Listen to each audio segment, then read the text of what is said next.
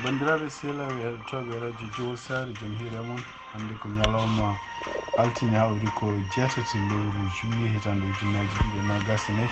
hawri moon e ɗemgal Pulaar ma en guido toon to États-Unis ɗum noon jaaton to Maison Blanche ƴeewen kadi koko haalete hono kanko président Joe Biden est ce que démocrate en ene goppamo mo continue wonde candidat walla kanko hoore makko mo jaab ɗum noon ma ƴeew kadi ko sakkiti kewde toon to Maison Blanche. Kabaruji men international puɗɗoɗen ko toon to Ukraine. Russie wawi wallade missilaji bonɗi hannde toon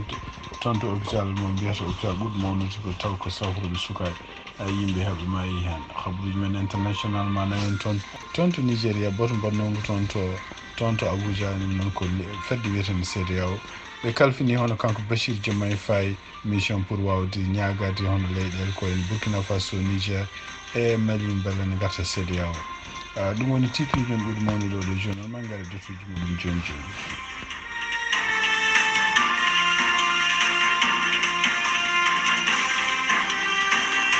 bandiraɓe sehlaɓe heɗotoɓe radio Juillet sare joom hiire mum sarare men fuɗɗade habaruji d' abord koko ene wayni ko toon to Texas oɗo saha joni kene wiye yimɓe jetoto maayi sibabunde ƴiwonde yande toon ƴiwonde wiyetende béril donc ndeɗo ƴiwonde ne wayno oɗo saha joni kene wona ndeɗo ƴiwonde ne wayno yani toon to Texas ɗum noon kene wiye kene ɓuura hande million ngaji ɗiɗi e feccere galle ene wayno oɗo saha hande ala courant ɗum noon kadi yanti kadi e nguleyki gonki toon surtout ñande ñalawma janggo nguleyki hawneko ma yetto kene wona 105 degré jooɗade kadi won galleji ngala ko wayno électricité ɗum ko hunde bonde donc ene wayno ko noɓe mbiri ni henna oɗo saha joni yimɓe jeetoto maayi ɓeɗon maayi ko hakkude Texas e Louisiana toon to Houston ene wayno ko ɓuuri hollede hannde ko laabi kewɗi mawɗi gonti hen kadi nokkuji taw ko laaɗe ndewatan ɗum noon ko tellement ndiyam ɗam no heewi ndiyam ɗam arti koye doole koye tuuɓoji ha heewi ene wayno ko wameji ɗin keewi ɗum noon ene wayno ko bonni nokkuji kewɗi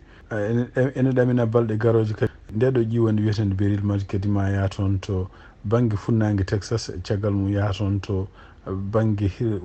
hirnague Louisiana e Arkansas ɗum noon ko e subaka e hono walla ñalawma hono kanko presse secrétaire toppiti fati communication to Maison Blanche biyeteɗo Karine Jean Pierre o wawi yaltude kadi o huccite jeyndiyankoɓe ɗum noon ko caggal kadi gueɗe ɗe ganduɗa Joe Biden e namde ko fati callal muɗum ko ɓuuri namde toon ko gueɗe ɗe ganduɗa en jalti wonde hono kanko président Joe Biden neɗɗo toppitiɗo ko fate safrude ko mbiyata ñaw biyeteɗo ko Parkinson ɗum noon ko ñaw ko ciññol arino toon to Maison Blanche fottino kadi e kanko docteur makko kanko président Joe Biden kanko Karine Jean Pierre noon ko kanko woni mawɗo communication toon to Maison Blanche ene wayno jaɓani jabade gongira e gonga ni est ce que ɗum ɗon woodi walla wodani wawi wonde fof wi wonde ko affaire cellal Joe Biden wona ɗum woni caɗele oɗo saha joni par ce que Joe Biden wawi hollude gueɗe muɗum kala ko fati cellal muɗum noon ko caggal nde docteur e muɗum jiiɗum laabi kewɗi donc ene wayno ko ɗum woni ko haalda to caggal ɗum kadi kanko hoore makko wi wonde ko e oɗo saha hono kanko président Joe Biden o ala fof ko yiken ittamo ardade walla wonde candidat pour wonande banggue démocrate en hawede Donald Trump eno wiiri ko ɗum waɗi kadi toon to suudu représentant ji hono kamɓe démocrate en kadi eɓene ɓeydi feccade oɗo saha joni hono kanko gardiɗo suudu représentant ji taw ko banggue démocrate en kanko biyeteɗo Hakim Jeffries ene wayno o yalti hannde kanko ne e nder nde o foti jeydiyankoɓe o wi wonde ko kanko ko guila aduna nde Joe Biden woni candidat nde on woni komo sippoti ɗum ha hannde kadi ene wayno position makko o waylaki oɗon banggue donc mo sippori Joe Biden pour kañum woni nommeteɗo pour won candidat banggue démocrate en ɗum noon ene wayno ko hannde ko hunde nde ganduɗa en démocrate enen ɓeydo hewde oɗo saha joni ñagotoɓe wonde ko kanko président Joe Biden il faut ko o yalta e wonde wadde campagne uji makko ɗi o natta wonde candidat saabu e nder wiide mabɓe wonde ko oɗo saha joni ene wayno ko tugnade e sondage uji jaltuɗi hono kanko Donald Trump omono ɓeydo ɓurde hewde toɓɓe hakkude makko kanko président Joe Biden hande toon to Washington ene wayno ko ñande 11 lewru juillet wono 32 hohoɓe taw ko leyɗele OTAN poti fotti toon to Washington ɗum noon ko manditare mabɓe 75 hitande ndeɗo fedde wiyetende OTAN fewna ɗum noon wayno ko kanko président Joe Biden ko kanko jogori jaɓɓade ɓe kanko jogori wondude mabɓe kadi e ɗeɗo balɗe ɗeɓe mbaɗata batuji mabɓe ɗe donc ɓe gonata toon ko tuggui ñande 9 lewru juillet ha yettanma 11 lewru juillet hawnaki ma wawa walludemo kanko président Joe Biden kadi hollude wonde ko hande mo jogui cellal ma hollu kadi yonde ko wawi ardade surtout yen ma ƴeew holno nguɗo ɓurti jogori yarude ko jiiɗa e ɗum ene wayno ko ɗamina tan ko ɓurata haalede tan koko fati e Ukraine ɗum noon hono kamɓe jeeyaɓe o tan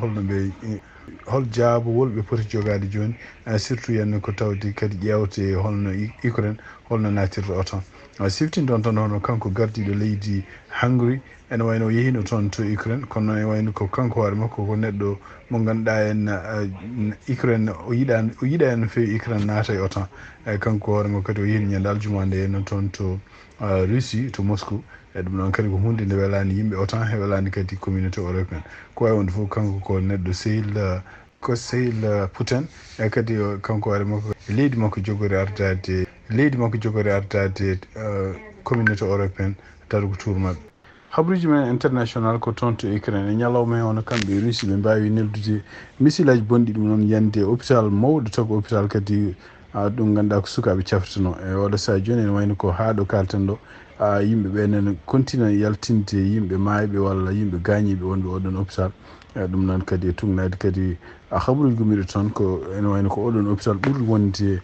hôpital ɓurɗo mawnude sukaɓe caftoto ko konta joni yaltinaɓe ɓe tan ene wayno ɓe dañi hen kadi wona 37 taw ko neɗɗo mayɗo ɓe neldi toon missile o ene wayno ko heeli banggue huɓere ɗum noon ko altini subaka hande wonno ko wawi wonde fof ene wayno ko tugnade kadi haaluji gumiri toon hono kanko président Zelensky o haali o wi ɗum ɗo henna ko hunde alay saago watto ɗum donc hande tugnade habaruji gumiri toon oɗon hôpital ko sukaɓe wonduɓe ko en cancer en walla sukaɓe ɓe ganduɗa jibinaɓe taw timmani ɓuuri wawde safrede hen donc ene wayno ko anda holkon sababu kamɓe rusinaɓe ɓe mbawi toɓɓude oɗon hôpital e tugnade kadi e gom walla e tugnade kadi eko Nations Unies haali ko e mbi wonde ko ɗi hôpital uji ɗi fotani wona hunde fonde bombardede ko wawi wonde fof ene wayno ko kamɓe Vladimir Zelensky kanko hoore makko e nder konngol ngol ƴefti wi ko wonde ko leydi makko wawa puɗɗum ɗo taw wattaki donc siftin ɗon tan ko kanko Vladimir Zelensky o fuɗɗima dañde kanko hoore makko kaɓirɗe ɗe noon hay sinde ko États-Unis ne haaɗimo bombardude nder Russie to woɗɗoy dumuno ɓenni ɗo fuɗɗima kanko hoore makko bombardude nokkuji surtout nokkuji gonɗi toon to Crimea noon ko nokku mo ganduɗa ene kamɓe rusinaɓe keftuno e Ukraine guila hitande ujunnaji 2014 toon to France woteji bannoɗe hanki hakkude kamɓe yimɓe wonnoɓe toon to assemblée nationale ne wayno ko holli hono kanko parti makko kanko Marine Le Pen ɗum noon kadi ko parti ɗaminnoɗe kañum hoore ma heɓa majorité pour ardade toon laamu toon to France ene wayno ko kamɓe perdi ɗum noon ko kamɓe goni 3e ene wayno ko sababu no ɗum ɗo noon hono kanko parti makko kanko Emmanuel Macron e parti kadi goɗɗo wiyeteɓe lefti yimɓe wiyete Front Populaire ene wayno ko ɓe mbawi kadi jaɓodirde pour wonde hono biyeteɗo Attal gonnoɗo premier ministre makko kanko Emmanuel Macron ene wayno continue wonde premier ministre nder konngudi mabɓe kanko wayno François Hollande kañum meeɗi wonde kañum hoorumum premier ministre ene wayno ko haade mabɓe wonno ko hadde surtout ko wayno Mélenchon enen ko wayno Marie Le Pen en heɓde doole toon to assemblée nationale ɗum noon ɓe mbawi ɓe dañi ɗum ɗon ɗum ɗon kadi maɓe continue kadi liggade beele kala ko woni parti ji ɗiɗon ko wayno surtout yenno ko mbiyata rassemblement national mo Marie Le Pen e parti ji goɗɗi ɗi ganduɗa e takko Mélenchon ardi ɗumen to beele ɓeɗon en mbasa jogade doole pour ardade assemblée nationale walla ardade gouvernement o donc ene wayno ko kanko Gabriel Attal gonnoɗo premier ministre Emmanuel Macron kanko hoore makko mo jeeya yimɓe gañiɓe toon to région makko biyeteɗo constitution biyeteɗo de Hauts-de-Seine ko wino kadi ñande dimanche nde kanko hoore makko mo yaha toon to Champs-Élysées ɗum no pour rokkude démission makko kono ene wayno ko altine hannde nde yetti toon nde ene wayno ko hono Emmanuel Macron ñaagui momo wi o continue heddade premier ministre ɗum noon ko andaka taw no foti tan o jogoro heddade premier ministre pour haaɓe mbawa nanodirde hol gono premier ministre hakkude ɓeɗo parti ji gañiɗi toon to France e woteji baɗɗi hanki dimanche pour suɓade hol yimɓe wonoɓe toon to parlement mo France hande toon to Grande-Bretagne e tugnade kadi habaruji gumiri toon to radio France international hono kanko premier ministre kesso toon toɗɗaɗo toon ɗum noon ko woteji ɓenni ɗo biyeteɗo Keir Starmer ene wayno e nder kadi habaruji jalti toon ɓe mbawi werlade loi gonnoɗo toon walla proposition gonnoɗo toon mo kuulal ngal ɓe mbanno toon pour ettude kala yimɓe ɗanniɓe wonɓe toon to Grande-Bretagne nawta ɗumen toon to Rwanda Rwanda non ɓe mahino toon nokkuji kewɗi pour wawde moftuden ɓeɗon ha ñawore men gasa toon to Angleterre. Ɗum ɗon noon ko kuulal ngal yimɓe Angleterre naɓe ko ɓuuri hen hewde koko cellino ɗum mbi wonde ko bonande kalis e kadi ala fof ko ɗum firti e kadi ene wayno ko kanko e gouvernement makko kanko Keir Starmer ene wayno ɓe mbawi werdade ɗum ɗon ɓe mbi wonde koɓe ndewani ɗum ɗon donc ala fof jogoɗo ittede Grande Bretagne pour nawede toon to Rwanda pour moftede toon ha kayitaji muɗum toon to Grande Bretagne fewne ɗum wonno peeje. Habaruji men international cekkitoɗen ko toon to Mauritanie caggal élection ngaji baɗɗi ñande 29 lewru juin suɓade gardotoɗo leydi Mauritanie hono kamɓe candidat ji opposition surtout kanko Biram Da Abeid ene wayno e nder konngol ngol ƴefti ɗum noon taw wona on waɗa conférence on fottiti e jeyankoɓe wi wonde ko caggal élection ngaji ɗi hono laamu ngu walla parti laamu ngu walla laamu ngu no wiiri mbawi nanngude ken won 1,500 yimɓe supporteur uji makko e ɗum noon kono wiiri nanngama sibabu gonno koye seppoji hollude wonde ko beltaki e résultat ji élection ngaji présidentiel ɗi kanko Biram Da Abeid o ɓeydi hen kadi o wi wonde ko ene wayno ko dadiɓe mbawi nanngude ken won 1,000 neɗɗo toon to ko yimɓe rewnoɓe makko supporteur uji makko toon to Nouakchott nanngui ken won 300 neɗɗo to Nouadhibou 200 neɗɗo to Seydi Baɓe e kadi ene wayno ko ken wona 100 neɗɗo toon to Ross o wi kadi ene wayno ko ɓeɗo foof gonno koye seppoji sibabude hollude ne jogui haqqe e wadde manifestation ngaji walla surtout en wullitade ko fati e résultat ji ha ɗiɗo sungoji kanko Biram Da Abeid kadi caggal ɗum o haali wi wonde ko ndemo continue hollude wonde ko o jaɓani résultat ji élection ngaji ɗi continue kadi ha hande noddude yimɓe supporteur uji makko yimbat seppoji ko noon taw ko seppoji jaaduɗe e needi jaaduɗe kadi e ko wiyete jaam ɗum noon ko mbiyata manifestation pacifique kanko Biram Da Abeid noon e wayno ko wi wonde ko e hiisa makko ko kanko hawi élection ngaji ɗi e kanko kadi nde o hawi kawgol makko ngol en wayno ko kanko jogorno gagnade premier tour o wi kono noon sibabude commission électoral kañum hoore mum waɗani liggey muɗum waɗi liggey muɗum ko jinggani ko parti laamiɗo ɗum waɗi wonde résultat ji jaltirni hen ha hande toon to Mauritanie tugnade kadi habaruji gumriɗi toon hono kanko biyeteɗo Kane Ali Mahmoud ɗum noon ko député INSAF gonɗo jeeyaɗo toon to Tekane e nder konnguli ɗi o haali wi wonde ko hawnaki mandat ɗiɗaɓo hono kanko président Mohamed Cheikhul Ghazouani pour arde leydi ndi hawnaki oɗon mandat kadi ma wallu leydi ndi henna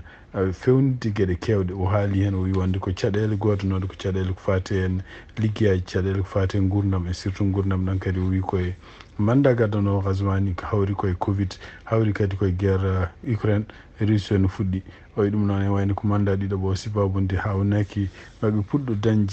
dañde neldude gaz naturel caggal leydi pour yeyde ɗum ko mbawa kadi kamɓe koye maɓɓe e hutorade ressource uji goɗɗi pour wallude surtout jeunesse o wi par ce que Ghazouani e oɗo mandat e ɗiɗo campagne muɗum ɓenɗo foof ko yiiɗi wattude doole muɗum mandat mum ɗiɗaɓo koko fate jeunesse wallude jeunesse no jangguiri wallude jeunesse kadi no dañiri liggueyaji e gueɗe patuɗo henna